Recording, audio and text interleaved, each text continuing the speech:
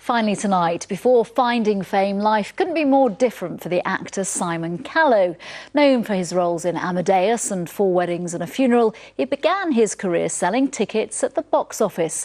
A little-known role he returned to today, this time for a theatre company which famously began life in a chicken shed, as Nick Thatcher now reports. Hello. How can I help you? As an actor, Simon Callow could be described as box office. Oh, excuse me 1 second.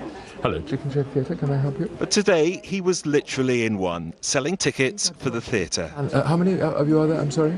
He'd come to Chicken Shed in Enfield to promote their Christmas show, albeit in the middle of summer. But more than half a century ago, this was how his career began, working for Sir Laurence Olivier at the National Theatre. Just wrote Laurence Olivier a letter, 3 foolscap, closely typed letter, explaining to him what an excellent organisation he'd created. And really completely to my amazement, because I didn't pitch myself at him at all, he said, well, if you like it so much, why don't you come and work here? We have a job in the box office. You belong here. Since then, of course, he's been a star of stage, big screen and TV, but community theatre has always been close to his heart. Chicken Shed, which, yes, began life in one, continues to support people from all backgrounds and abilities to discover theatre and find a role. And one of the great things about Chicken Shed is this is an inclusive organisation, and we will do what we can. We'll use our imagination, because there's always something. The people can always contribute something in the theatre. Well, any rings on the fingers?